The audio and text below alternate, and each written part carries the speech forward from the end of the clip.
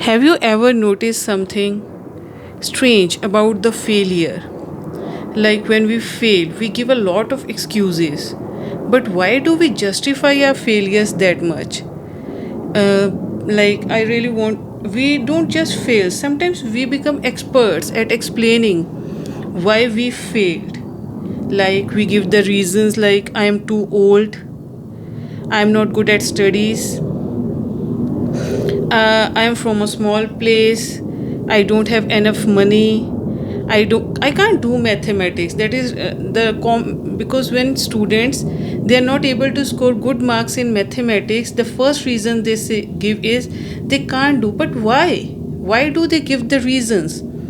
I don't have the confidence. But are these really reasons, or we have turned them into excuses?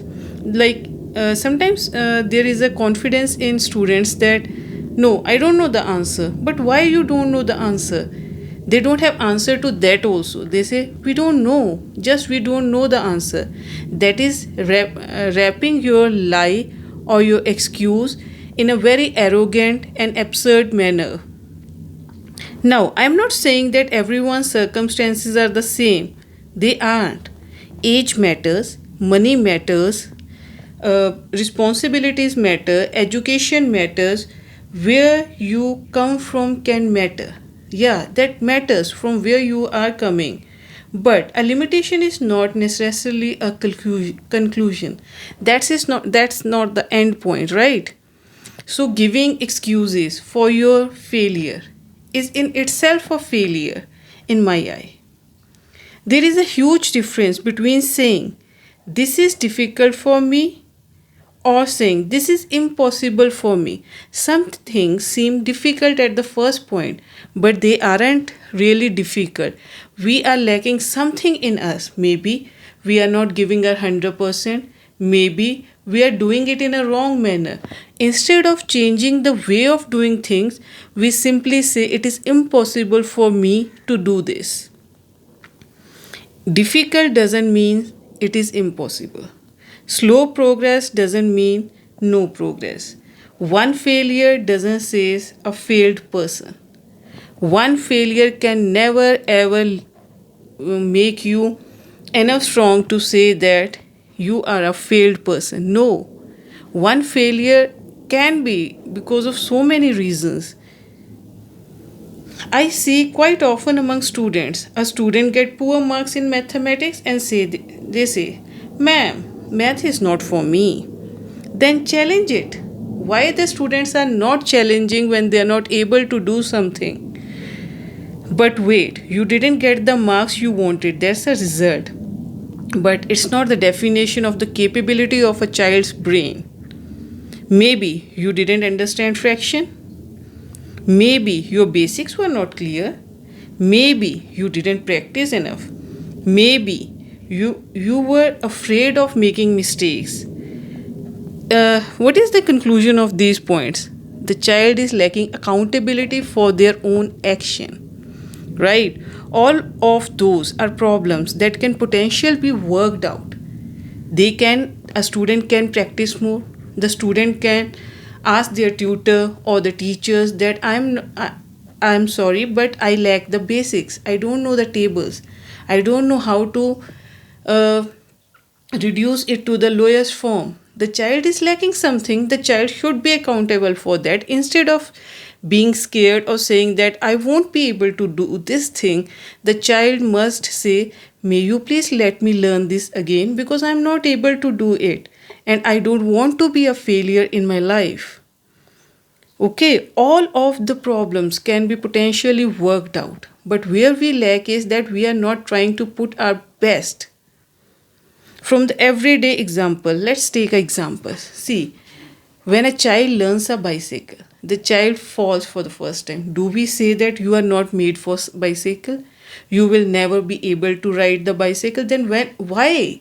When it comes to education, students have this mindset if they are not able to solve the trigonometry at first time, at second time or the third time, it is difficult for them. Why don't they just try to find out where I am lacking? We always say to the child who is learning to learn the bicycle, get up, try again, and the child tries. So should be education. If a child is not able to do something at first instance, they should keep on trying until they succeed. The important transition here is, but somewhere along the way, as adults, we stop giving ourselves the same permission. This goes for the adults also. We fail in exam and we say, I'm bad at studies. Okay, we fail at something once and we say, I can't do this. We try something new at the age of 40 or 50, we say it's too late. This is like we are finding excuses. There are 100 reasons for a failure, but accountability, that is what we are lacking in ourselves, whether it be adults, whether it be students. The biggest problem in these days is we are not accepting that we are not giving our 100%.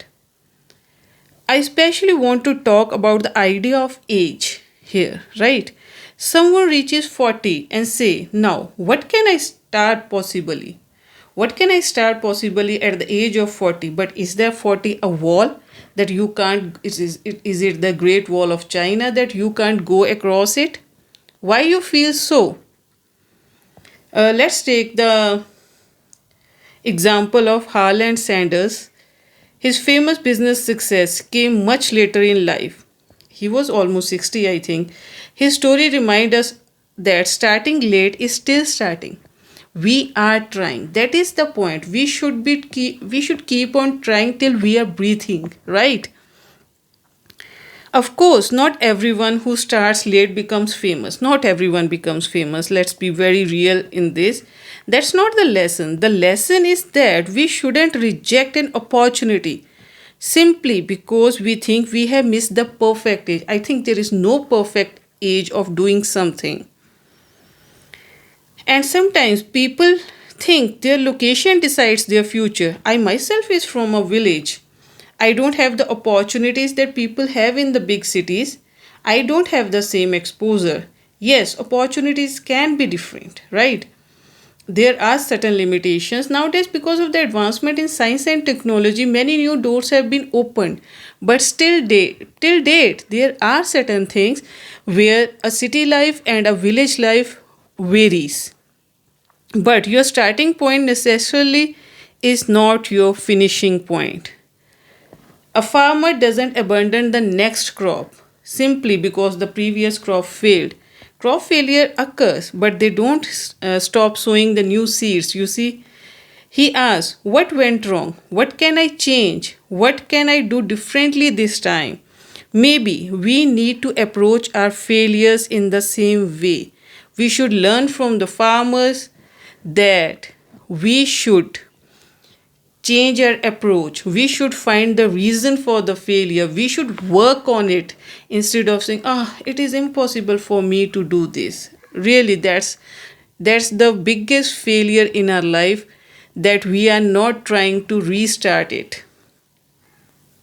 Sometimes an excuse protect us. Yeah, excuses protect us, because if I say I can't do it, I don't have to risk trying it.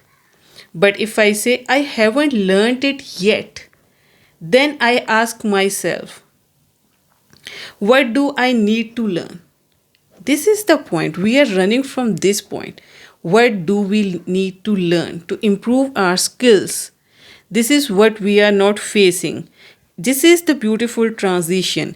Instead of saying I can't, we should say I can't yet. And this yet word, Y-E-T, makes the difference. Don't tell people everyone who struggles is making excuses. Not everyone. I'm not saying every reason is an excuse. Sometimes the reasons are genuine. Sometimes the obstacles are really difficult. But sometimes we use a real obstacle as a permanent explanation for why we should never try. And perhaps this is one of the reasons I want to speak directly to you, because as a tutor, I don't only see the marks. I see students who sometimes underestimate themselves because they have given themselves a proper chance. Like they seriously, some students have such good calibers, such good IQ level, but they underestimate themselves because maybe they are scared of trying. Sometimes we keep on demotivating the students a lot, and that creates a picture in their mind that they are a failure in their life, and that shouldn't be there in the mind of these young people. Sometimes a student doesn't need someone to tell them they are weak. They need someone to question the belief that they are. Listen again. Sometimes a student does not need someone to tell them that they are weak. They need someone to question the belief that they are. They are not. Not even a single student is weak if he or she is giving their 100%. Okay? So, the next time you catch yourself saying, I can't do this, stop for a moment. Ask yourself, is it really impossible?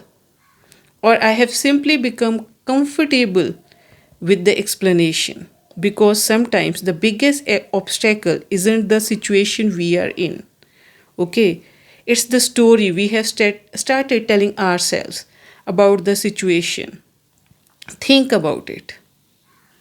Don't uh, don't just take your first failure as your last failure and come to a conclusion that you can't do it. Everyone is born with a brain, everyone has an IQ, everyone can do what they want to do if they are willing to come out of their comfort zone. Age is just something that we have started giving as an excuse. Even if you are 50, 60, 70, 40, 30, 25, you are not giving your best, try to give the best. Not every excuse is the reason for your failure. Sometimes excuses are genuine, but if something is not working, try something new that can work for you. This was something that I really wanted to talk about. And always remember that a limitation is not necessarily a conclusion or the end point. Okay. And second thing, always keep on asking, is it really impossible, or I have simply become comfortable with the explanation that I am giving to someone for not achieving what I want to achieve in my life. So keep on working on your skills. Keep on giving accountability to yourself that I am not able to do this thing because I am lacking something in me. Try to find that what you are lacking and never give this excuse that I am old. This is not my perfect age to start something new. Don't give such excuses because you make yourself weak. Till you are alive, you can do something in your life, something meaningful. Thank you for listening.